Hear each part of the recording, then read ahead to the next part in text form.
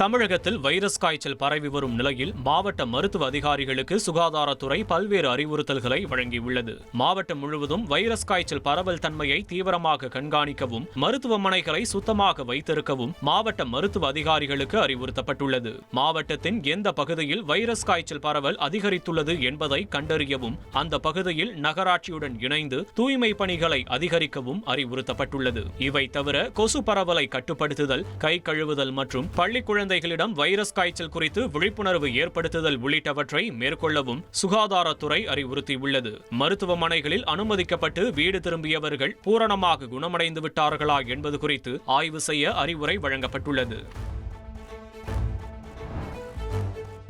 தொடர் விடுமுறை, முகூர்த்தம், மிலாடி நபி மற்றும் வார இறுதி நாட்களை முன்னிட்டு தமிழ்நாடு அரசு போக்குவரத்து கழகங்கள் மூலம் சிறப்பு பேருந்துகள் இயக்கப்பட உள்ளன. சென்னை கிளாம்பாக்கத்திலிருந்து திருவண்ணாமலை, திருச்சி, மதுரை, திருநெல்வேலி, கன்னியாகுமரி, தூத்துக்குடி, கோயம்புத்தூர், சேலம், ஈரோடு உள்ளிட்ட இடங்களுக்கு புதன்கிழமை 360 பேருந்துகள், வியாழக்கிழமை 710 பேருந்துகள், வெள்ளிக்கிழமை 405 பேருந்துகள் இயக்கப்பட உள்ளன. இதேபோல் சென்னை கோயம்பேட்டிலிருந்து திருவண்ணாமலை, நாகை, வேளாங்கண்ணி, ஓசூர், பெங்களூரு ஆகிய இடங்களுக்கு புதன்கிழமை 80 பேருந்துகள், வியாழன் மற்றும் வெள்ளிக்கிழமை ஆகிய நாட்களில் 105 பேருந்துகள் இயக்கப்பட உள்ளன. சென்னை மாதவரத்திலிருந்து புதன் மற்றும் வியாழன் ஆகிய நாட்களில் 25 பேருந்துகள் இயக்கப்பட உள்ளன. இதேபோல் ஞாயிற்றுக்கிழமை பல்வேறு ஊர்களிலிருந்து சென்னைக்கு 875 பேருந்துகள் இயக்கப்பட உள்ளன. பெங்களூர், திருப்பூர், ஈரோடு மற்றும் கோயம்புத்தூர் ஆகிய இடங்களிலிருந்தும் பல்வேறு இடங்களுக்கு 350 சிறப்பு பேருந்துகள் இயக்க திட்டமிடப்பட்டுள்ளது. இந்த சிறப்பு பேருந்துகளை பயன்படுத்தி பயணிகள் தங்கள் பயணத்தை மேற்கொள்ளலாம் என்று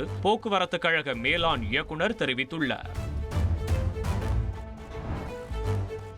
குடியுரிமை திருத்த சட்டத்தின் கீழ் விண்ணப்பிப்பதற்கான கால அவகாசம் 10 ஆண்டுகளுக்கு நீட்டிக்கப்பட்டுள்ளது. குடியுரிமை திருத்த சட்டத்தின் கீழ் கடந்த 2014ஆம் ஆண்டுக்கு முன் பாகிஸ்தான், ஆப்கானிஸ்தான், வங்கதேசம் ஆகிய நாடுகளிலிருந்து மத துன்புறுத்தலுக்கு ஆளாகி இந்தியாவில் தஞ்சமடைந்த இந்துக்கள், கிறிஸ்தவர்கள், சமண புத்த மதத்தைச் சேர்ந்தவர்கள் குடியுரிமை கோரி விண்ணப்பிக்கலாம் என தெரிவிக்கப்பட்டிருந்தது. இதற்கான அவகாசம் 2014ஆம் ஆண்டு என இருந்த நிலையில் தற்போது 2024 டிசம்பர் 31 என 10 ஆண்டுகளுக்கு நீட்டிக்கப்பட்டுள்ளது. அதன்படி 2014ஆம் ஆண்டுக்கு பின்னர் அண்டை நாடுகளில் துன்புறுத்தலுக்கு ஆளாகி இந்தியாவில் தஞ்சமடைந்தவர்கள் குடியுரிமை கோரி விண்ணப்பிக்க வழிவகை செய்யப்பட்டுள்ளது. குறிப்பாக வங்கதேசத்தில் ஷேக் ஹசீனா அரசு கவிழ்ந்த பின்னர் ஏற்பட்ட வன்முறையால் பாதிக்கப்பட்டு இந்தியாவில் தஞ்சமடைந்த மக்களுக்கு இந்த கால அவகாசம் பயனளிக்கும் என எதிர்பார்க்கப்படுகிறது.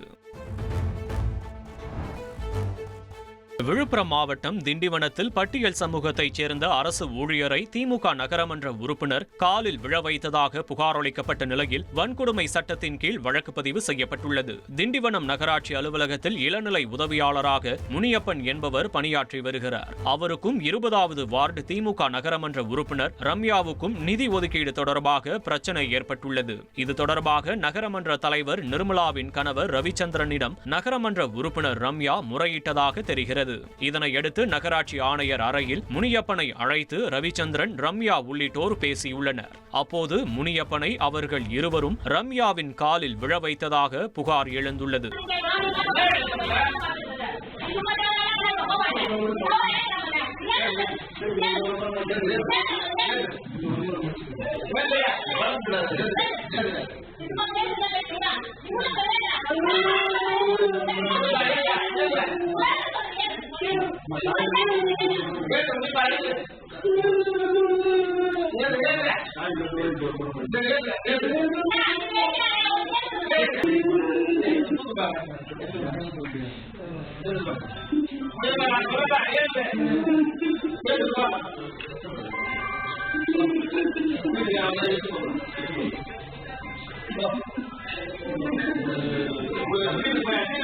இது தொடர்பாக காவல்துறையில் புகார் அளிக்கப்பட்ட நிலையில் திமுக பெண் கவுன்சிலர் ரம்யா, நகரமன்ற தலைவரின் கணவர் ரவிச்சந்திரன் உள்ளிட்டோர் மீது வன்கொடுமை சட்டத்தின் கீழ் வழக்கு பதிவு செய்யப்பட்டுள்ளது. இதனிடையே அரசு ஊழியரை காலில் விழ வைத்ததை கண்டித்து திண்டிவனம் நகராட்சி அலுவலகத்தில் அதிமுக எம்எல்ஏ அர்ஜுனன் தர்ணா போராட்டத்தில் ஈடுபட்டார்.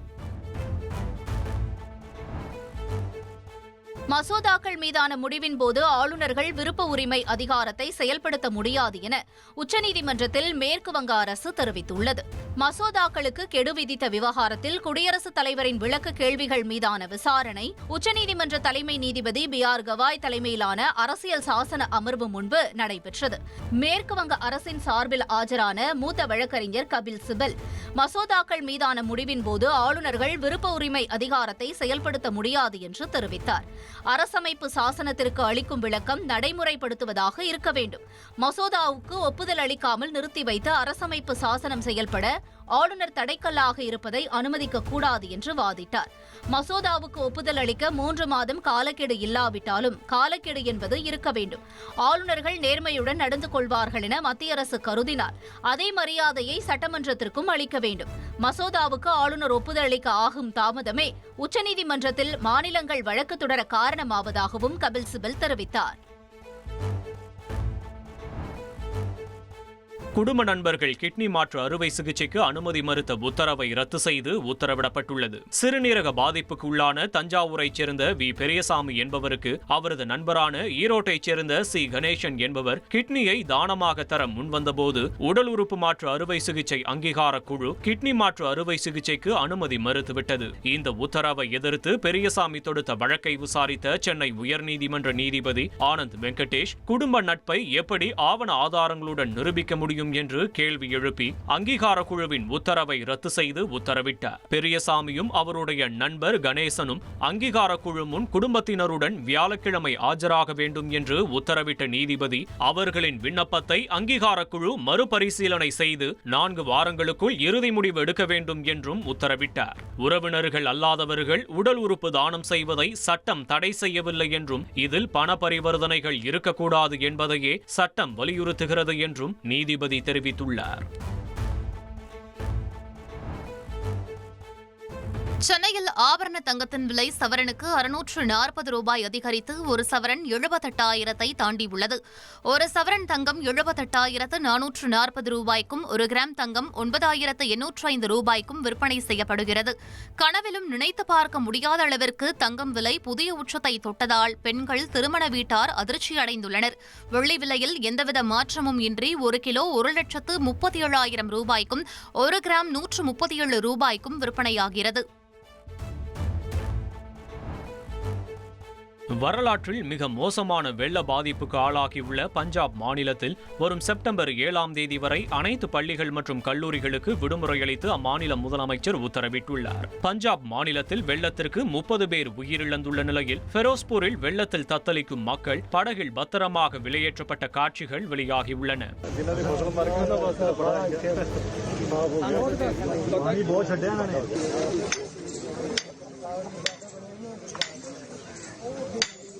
வியாழனன்று வெள்ள பாதிப்புக்கு உள்ளான பகுதிகளில் மேற்கொள்ளப்பட்டு வரும் நிவாரணப் பணிகளை ஆம் ஆத்மி ஒருங்கிணைப்பாளர் அரவிந்த் கெஜ்ரிவால் பார்வையிடுவார் என பஞ்சாப் ஆம் ஆத்மி கட்சி தெரிவித்துள்ளது. விண்வெளிக்கு வந்துவிட்டால் தண்ணீரையும் குடிக்காமல் சாப்பிடத்தான் வேண்டும் என சிரித்தபடி விண்வெளி வீரர் சுபான்ஷு சுக்லா பகிர்ந்த வீடியோ பலரை கவர்ந்துள்ளது. இந்தியாவைச் சேர்ந்த விண்வெளி வீரரும் குரூப் கேப்டனுமான சுபான்ஷு சுக்லா கடந்த ஜூன் மாதம் சர்வதேச விண்வெளி மையத்திற்கு சென்ற முதல் இந்தியர் என்ற பெருமையை பெற்றார். தான் விண்வெளி மையத்தில் இருந்தபோது உணவருந்துவதும் தண்ணீர் குடிப்பதும் மிக சவாலானது என தெரிவித்துள்ள சுபான்ஷு சுக்லா விண்வெளியில் கவனமாக இல்லாவிட்டால் எளிதில் பிரச்சனை உருவாகிவிடும் எனவும் விளக்கமளித்தார். You can even eat water in space. It is fun, but you have to be really careful that things go all around and you just have to be mindful about everything. So this is a short clip about food in space. உணவை ஜீரணிக்க நமக்கு ஈர்ப்பு விசை அவசியம் இல்லை எனவும் peristalsis முறை ஈர்ப்பு விசை இல்லாமல் உணவை ஜீரணிக்க உதவும் எனவும் சுக்லா விளக்கியுள்ளார். அமெரிக்க ஓபன் டென்னிஸ் ஆடவர் இரட்டையர் காலிறுதி சுற்றுக்கு இந்தியாவின் யுகி பாம்ரி இணை முன்னேறியுள்ளது. அமெரிக்க ஓபன் டென்னிஸ் போட்டியின் காலிறுதிக்கு முந்தைய சுற்றில் 6-4, 6-4 என்ற செட் கணக்கில் யுகி பாம்ரி நியூசிலாந்தின் மைக்கேல் வீனஸ் இணை வெற்றி பெற்று காலிறுதிக்கு தகுதி பெற்றுள்ளது. கிராண்ட்ஸ்லாம் இரட்டையர் பிரிவில் யுகி பாம்ரி காலிறுதிக்கு முதன்முறையாக தகுதி பெற்றுள்ளது குறிப்பிடத்தக்கது. அமெரிக்க ஓபன் டென்னிஸ் அரையிறுதிக்கு செர்பிய வீரர் நோவக் ஜோகோவிச் தகுதி பெற்றுள்ளார். அமெரிக்க ஓபன் டென்னிஸ் தொடர் நியூயார்க் சிட்டியில் நடைபெற்று வருகிறது. இதன் ஆடவர் காலிறுதி ஆட்டத்தில் அமெரிக்காவின் டெய்லர் ஃபிரிட்ஸை செர்பியாவின் ஜோகோவிச் எதிர்கொண்டார். இதில் 6-3, 7-5, 3-6, 6-4 என்ற செட் கணக்கில் ஜோகோவிச் வெற்றி பெற்று அரையிறுதிக்கு முன்னேறினார். இதனால் உற்சாகமடைந்த ஜோகோவிச் தனது மகள் தாராவின் 8வது பிறந்த நாளை குறிக்கும் வகையில் ஸ்டேடியத்திலேயே நடனமாடி மகிழ்ந்தார். அரையிறுதிப் போட்டியில் ஸ்பெயினின் கார்லஸ் அல்கராஸை ஜோகோவிச் சந்திக்கவுள்ளார்.